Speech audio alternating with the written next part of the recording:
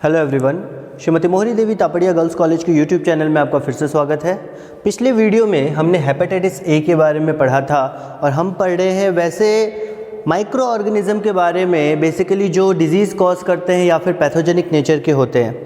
तो hepatitis B और ads के बारे में हमने डिस्कस ऑलरेडी कर लिया है। अब हेपेटाइटिस ए और एड्स के बारे में डिस्कस कर लिया है। नाउ हमें अब हेपेटाइटिस बी के बारे में आज के वीडियो में हम डिस्कस करेंगे, आज के वीडियो में हम स्टडी करेंगे। ठीक है, हेपेटाइटिस ए बी की अगर बात करें तो यहाँ पे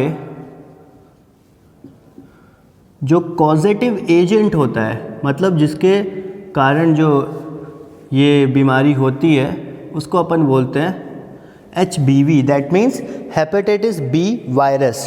तो हेपेटाइटिस बी वायरस के कारण ये बीमारी होती है। ठीक है, और can cause both acute and chronic type of disease, मतलब काफ़ी घातक और ऐसा भी हो सकता है काफ़ी लंबे समय तक होने वाली और बार बार होने वाली। एक्यूट मतलब काफ़ी घातक, या फिर क्रोनिक का मतलब एक लंबे समय तक चलने वाली बीमारी या फिर बार बार होने वाली बीमारी।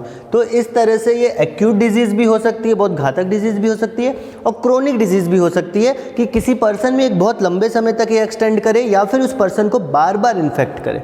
ठीक है, तो ये बहुत एक्यूट और क्रोनिक टाइप ऑफ डिजीज़ है। उसके बाद अगर अपन देखें यहाँ पे, तो जो सिम्टम्स बेसिकली यहाँ पे डेवलप होते हैं, अगर सिम्टम्स की अगर अपन कुछ बात करें तो यहाँ पे वॉमिटिंग, नोजिया, टायर्डनेस, फीवर, ये सब बेसिकली सिम्टम्स आते हैं। बट यहाँ पे अगर अपन एक मेन चीज़ देखें कि हेपेटाइटिस बी जो है, मैं HB लिखता हूँ, बार बार हेपेटाइटिस बी लिखने की क्या ज़रूरत है। हेपेटाइटिस बी जो है वो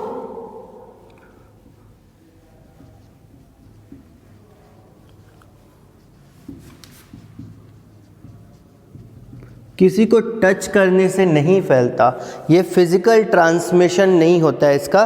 किसी को टच करने के द्वारा, अगर आप किसी को टच करते हो किसी इन्फेक्टेड पर्सन को, तो आपको नहीं फैलेगा।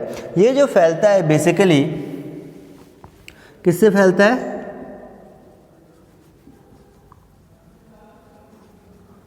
ब्लड। एक इन्फेक्टेड पर्सन का ब्लड अगर दूसरे नॉन इन्फेक्टेड पर्सन पे चला जाए तो ये बीमारी फैल सकती है। बॉडी फ्लूइड, चाहे सलाइवा हो गया, चाहे कोई भी ऐसे प्रोडक्ट बॉडी का जिसमें ब्लड का अमाउंट हो, मतलब उस बॉडी फ्लूइड में ब्लड का अमाउंट हो और वो दूसरे इन्फेक्टेड तक, नॉन इन्फेक्टेड पर्सन तक पहुंच जाए, तो इन सोर्सेज से, इन मीडियम से ये बीमारी जो है एक पर्सन से दूसरे पर्सन में फैलती है। उसके बाद अगर अपन बात करें तो बेसिकली ईस्ट एशिया और अफ्रीका में ये जो बीमारी है काफ़ी कॉमन है। कहाँ पे? ईस्ट एशिया और अफ्रीका में ये बीमारी जो है काफ़ी कॉमन है। ठीक है, साइंस और सिम्टम्स की अगर अपन बात करें तो एक acute infection hepatitis B virus का, हेपेटाइटिस बी वायरस का एक एक्यूट इन्फेक्शन वो क्या क्या कर सकता है? बीमारी कई तरह से फैलेगी, जैसे फैटिग मतलब थकान होगी, उसके बाद फीवर, बेली पेन होगा, बेली में दर्द होगी। तो अगर सिम्टम्स और साइंस की बात करें, अगर क्या क्या साइन और सिम्टम्स होते हैं,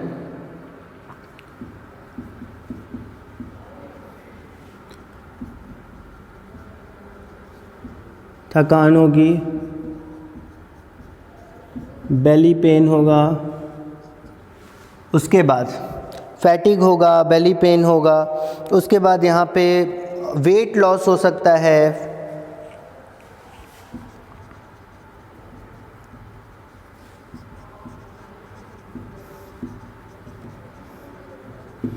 और भी कई सारे इसके सिम्टम्स होते हैं। नोजिया होगा, मतलब ऐसा लगेगा कि बार बार उल्टी आ रही है, डिसकम्फर्टेबल फील करोगे, और उसके अलावा लॉस ऑफ एपेटाइट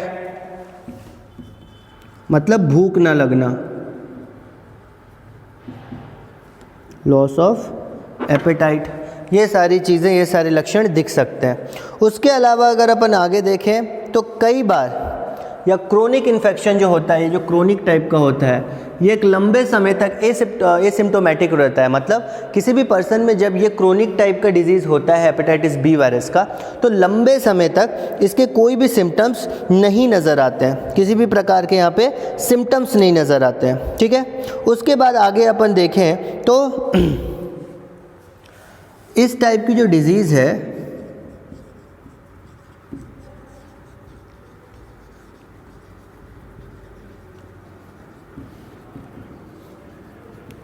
किसको अफेक्ट कर सकती है? लिवर को, सॉरी लंग्स नहीं, लिवर को। और क्या कॉज कर सकती है? Liver cancer. Liver cancer cause कर सकती है, टोटल डैमेज कर सकती है लिवर का, पूरी तरह से लिवर को डैमेज कर सकती है, ख़राब कर सकती है, ये जो क्रोनिक टाइप के इन्फेक्शन है।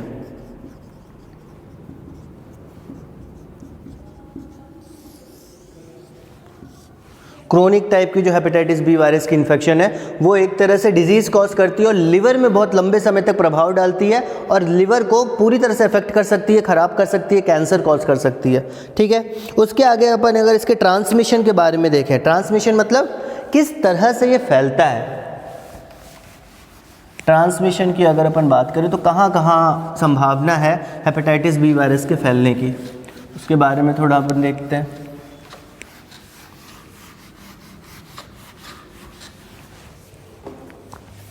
तो अब अगर अपन देखें ट्रांसमिशन के बारे में, कैसे फैलता है, तो ट्रांसमिशन की अगर अपन बात करें तो ये तो हमने पहले ही देख लिया कि बॉडी फ्लूइड्स या ब्लड के थ्रू ये फैलता है। उसके अलावा किसी भी टाइप के फिजिकल कांटेक्ट से ऐसे नहीं फैलता। और एक हद तक अगर देखा जाए तो ये जो इन्फेक्शन है वो HIV से भी ज़्यादा इन्फेक्शियस होता है। ये जो वायरस है ये HIV से भी ज़्यादा इन्फेक्शियस होता है, ह्यूमन इम्यूनो वायरस से भी ज़्यादा इन्फेक्शियस होता है आपका हेपेटाइटिस बी वायरस। ओके, अब यहाँ पे ट्रांसमिशन के जो पाथवेज हैं या फिर जो जो तरीके हैं जिससे ये ट्रांसफ़र हो सकता है, सबसे पहले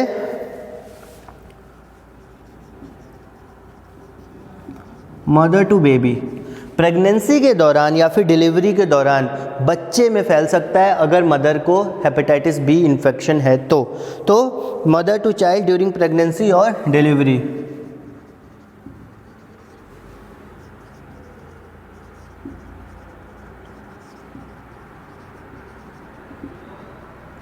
तो मदर से बेबी में फैल सकता है अगर मदर इन्फेक्टेड है और वो डिलीवरी अगर हो रही है तो उस बेबी में संभावना होती है कि उसको भी वो इन्फेक्टेड हो।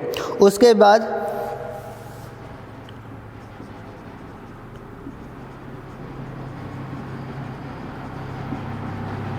कॉन्टामिनेटेड नीडल यूज़, किसी भी प्रकार का सुई, किसी भी प्रकार का इंजेक्शन अगर कॉन्टामिनेटेड हो, मतलब पहले से यूज़ किया हुआ हो, उसको दोबारा यूज़ करने पे अगर किसी इन्फेक्टेड पर्सन ने एक नीडल का इस्तेमाल किया और उसके बाद एक नॉन इन्फेक्टेड पर्सन ने नीडल का इस्तेमाल किया तो काफ़ी संभावना होती है इस डिज़ीज़ को एक पर्सन से दूसरे पर्सन में ट्रांसफ़र होने की।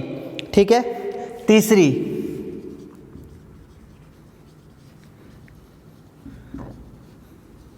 सेक्सुअल कांटेक्ट, दो पर्सन्स के बीच में अगर सेक्सुअल इंटरेक्शन या सेक्सुअल कांटेक्ट होता है तो जो इन्फेक्टेड पर्सन है उससे नॉन इन्फेक्टेड पर्सन को होने की संभावना होती है। नेक्स्ट अगर अपन देखें दैट इज ब्लड ट्रांसफ्यूज़न, जो अपन ने पहले ही देखा, अगर ब्लड इन्फेक्टेड पर्सन का ब्लड अगर नॉन इन्फेक्टेड पर्सन के ब्लड से किसी भी तरह से फ्यूज़ कर गया, किसी भी तरह से मिल गया तो बहुत ज़्यादा संभावना रहती है इस डिज़ीज़ के फैलने की। ठीक है, और उसके आगे अपन देखें तो इंक्यूबेशन पीरियड जो है इस वायरस का वो अप्रोक्स 75 डेज़ है, पर ये बढ़ के अप्रोक्स 180 डेज़ तक हो सकता है। नॉर्मली देखें तो incubation period of HBV is 75 days, but it can extend up to 180 days. Incubation period का मतलब कितने दिन में सिम्टम्स दिखना स्टार्ट होते हैं, वो होता है इंक्यूबेशन पीरियड। कि किसी भी बीमारी के सिम्टम्स दिखने कितने दिन में स्टार्ट होते हैं, वो होता है इंक्यूबेशन पीरियड। मतलब हेपेटाइटिस बी वायरस जो है किसी पर्सन को इन्फेक्ट करेगा तो 75 दिन के बाद अप्रॉक्स सिम्टम्स दिखना स्टार्ट होंगे, और ये पीरियड जो है वो बढ़ के 180 दिन तक भी हो सकता है। ठीक है, तो ये है incubation period hepatitis B virus का। उसके आगे अगर अपन देखें नेक्स्ट पॉइंट, वायरोलॉजी की अगर अपन बात करें, मतलब ये जो वायरस है इसके बारे में, अब स्पेसिफिक बीमारी से हटके इस वायरस के बारे में अगर अपन बात करें, किस तरह का वायरस है, क्या स्ट्रक्चर है, इसके अंदर कंपोनेंट्स, कंटेंट्स, प्रोटीन्स किस प्रकार के हैं, कौन से केमिकल्स हैं, जेनेटिक मटेरियल कैसा है, इन सब के बारे में अगर अपन देखें, हम ऑर्गेनिज्म के बारे में जो स्ट्रक्चर पढ़ते हैं ना, वो किसी भी बीमारी के खिलाफ वैक्सीन बनाने के लिए सबसे ज़्यादा इम्पॉर्टेंट होता है। क्योंकि जब भी हम बीमारी को देखते हैं उसके कॉजेटिव एजेंट को जानना बहुत ज़रूरी होता है कि वो एजेंट का स्ट्रक्चर क्या है। क्योंकि हम जब उस एजेंट को ख़त्म करेंगे, उस कैरियर को ख़त्म करेंगे, उस वायरस को ख़त्म करेंगे, तभी हम इस बीमारी को ख़त्म कर पाएंगे। तो बेसिकली जो वैक्सीनेशन होता है वो बेस्ड होता है कि बेसिक जो ऑर्गेनिज़म अफेक्ट कर रहा है या जो ऑर्गेनिज्म बीमारी फैला रहा है वो किस प्रकार का है, तब हम उसके खिलाफ वैक्सीन बनाते हैं और फिर बीमारी का इलाज करते हैं। अब अगर अपन वायरोलॉजी की बात करें यहाँ पे, मतलब ये जो वायरस है HBV, हेपेटाइटिस बी वायरस, इसके बारे में अगर अपन बात करें तो वायरोलॉजी की अगर अपन बात करें तो ये हेपेडना वायरस फैमिली से बिलोंग करता है, belongs to hepadna virus family. Hepadna virus family से ये बिलोंग करने वाला वायरस है। उसके बाद इसके पास पार्शियली डबल स्ट्रैंडेड जीनोम होता है, डबल स्ट्रैंडेड डीएनए, ये इसका जीनोम होता है या इसका जेनेटिक मटेरियल होता है। Partially double stranded DNA, partially double stranded DNA का मतलब 2 स्ट्रैंड्स होते हैं पर वो कंप्लीट सर्कल, और एक चीज़ और, double stranded circular DNA, circular DNA होता है। 2 स्ट्रैंड होते हैं पर वो कंप्लीट नहीं होते, जैसे एक ये 2 स्ट्रैंड है पर 2 कंप्लीट सर्कल नहीं है, ये यहाँ पे ब्रेक हो गया और ये यहाँ पे ब्रेक हो गया, तो उस तरह से 2 ब्रेक किए हुए सर्कल होते हैं, उसी हिसाब से इसको हम पार्शियली बोलते हैं, मतलब partial, not completed. Double stranded क्योंकि 2 स्ट्रैंड है, सर्कुलर क्योंकि ये गोल है, और ये डीएनए है इसका जेनेटिक मटेरियल। ठीक है, तो partial double stranded circular DNA जो है वो इसका जेनेटिक मटेरियल होता है। अब इस वायरस के पास एक आउटर लिपिड की प्रोटेक्टिव लेयर होती है, आउटर लिपिड एनवेलप प्रेजेंट होता है, आउटर लिपिड एनवेलप प्रेजेंट होता है। ठीक है, बाहरी लिपिड से बना हुआ एक एनवेलप प्रेजेंट होता है। उसके अलावा उसके अंदर अगर अपन देखें तो आइकोसाहेड्रल, आइकोसाहेड्रल बेसिकली एक पॉलीहेड्रल या फिर अगर देखा जाए तो पॉलीगोनल शेप होता है, जिसके पास टोटल 20 फेसेस होते हैं। एक शेप अगर अपन पॉलीगोन का उस तरह से देखें तो उसमें 20 टोटल शेप 20 फेसेस होते हैं, उसको अपन आइकोसाहेड्रल बोलते हैं। उस प्रकार का एक कैप्सिड इनके अंदर पाया जाता है प्रोटीन का, जो कि इनके जेनेटिक मटेरियल को कवर करता है। मतलब सबसे पहले अपन ने क्या देखा, ये लिपिड की एनवेलप है, लिपिड की एनवेलप के बाद आइकोसाहेड्रल, तो यहाँ पे उसका डायग्राम बनाना काफ़ी मुश्किल है क्योंकि 20 फेसेस है, 3D 4D स्ट्रक्चर है, वो यहाँ पे नहीं बन सकता। ये प्रोटीन की कैप्सिड है और उसके अंदर इसका डबल स्ट्रैंडेड सर्कुलर डीएनए है। उसके अंदर क्या है, इसका डबल स्ट्रैंडेड सर्कुलर डीएनए है। ठीक है, तो ये है पूरा, ये लिपिड की लेयर है, उसके अंदर कैप्सिड है, उसके अंदर double envelope, double stranded circular DNA. अब उसके आगे अपन देखें तो ये जो वायरस है इसका पूरा का पूरा जो साइज़ है वो अप्रोक्स 30 से 40 नैनोमीटर होता है डायमीटर में। जो वायरस है उसका टोटल डायमीटर कितना होता है? 30 से 40 nanometre, 30 to 40 nanometre in diameter, 30 से 40 नैनोमीटर का होता है डायमीटर में। उसके अलावा अगर अपन देखें तो अगर ये जो वायरस है उसमें बेसिकली कुछ कोर प्रोटीन्स प्रेजेंट होते हैं, अप्रोक्स 180 कोर प्रोटीन्स प्रेजेंट होते हैं, 180 कोर प्रोटीन्स, जो कि कई प्रकार के इसको एस्केप करने में किसी होस्ट में फंक्शन करते हैं। तो ये 180 कोर प्रोटीन्स के आसपास इसमें प्रेजेंट होते हैं। तो इस वायरस में बेसिकली अगर ये 180 जो कोर प्रोटीन्स है ये ना रहे, जीनोम ना रहे, और इसके अंदर इस जीनोम के साथ ही पॉलीमरेज एंजाइम प्रेजेंट रहता है, पॉलीमरेज भी प्रेजेंट रहता है,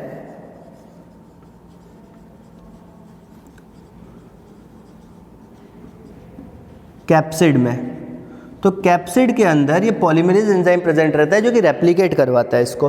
तो ये जो कोर प्रोटीन्स हैं ये पॉलीमरेज एंजाइम है, और ये जो पूरा का पूरा जीनोम है, अगर ये ना रहे तो ये जो वायरस है वो नॉन इन्फेक्शियस हो जाता है। मतलब ये कोर प्रोटीन्स, ये पॉलीमरेज एंजाइम और ये जो जीनोम है, अगर ये प्रेजेंट ना रहे इस वायरस में तो वायरस नॉन इन्फेक्शियस होता है।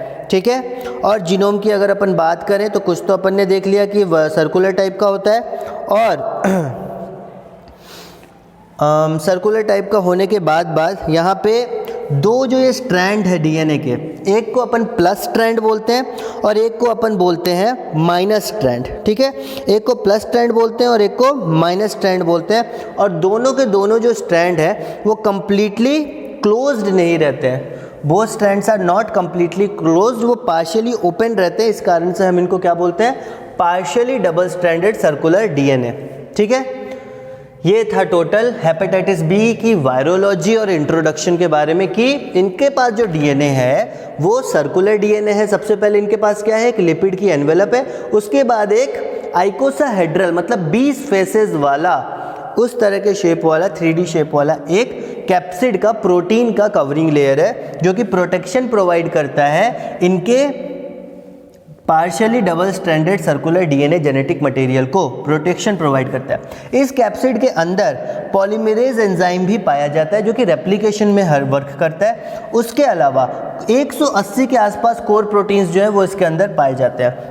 अगर ये कोर प्रोटीन्स, पॉलीमरेज और ये जो जीनोम है मतलब जेनेटिक मटेरियल है, ये अगर एब्सेंट हो इस वायरस में और ये पूरा स्ट्रक्चर प्रेजेंट हो तो ये वायरस नॉन इन्फेक्शियस कहलाता है। मतलब जब ये जेनेटिक मटेरियल ही नहीं रहेगा तो जो इन्फेक्शन है वो कौन फैलाएगा? जेनेटिक मटेरियल तो चाहिए ना रेप्लिकेट होने के लिए, तो रेप्लिकेट होने जब जेनेटिक मटेरियल ही नहीं रहेगा तो रेप्लिकेशन करके क्या कर लेंगे? तो ये है टोटल का टोटल आपका हेपेटाइटिस बी की वायरोलॉजी, इसकी पैथोजेनेसिस और उसके आगे इसके जो डायग्नोसिस है या फिर प्रिवेंशन है, ये सब हम नेक्स्ट वीडियो में देखेंगे। आज के वीडियो में हमने इसका इंट्रोडक्शन देखा, हमने इसका डिस्ट्रीब्यूशन देखा, हमने देखा कि ये किस तरह से फैलता है, इसके सिम्टम्स क्या हैं और इसकी वायरोलॉजी क्या है, मतलब जो वायरस जिसको फैलाता है वो क्या क्या लक्षण है वो शो करता है या उसके क्या कैरेक्टरिस्टिक्स हैं। तो आज का वीडियो आई होप कि आपको समझ में आया होगा और आपने इसके नोट्स बनाए होंगे।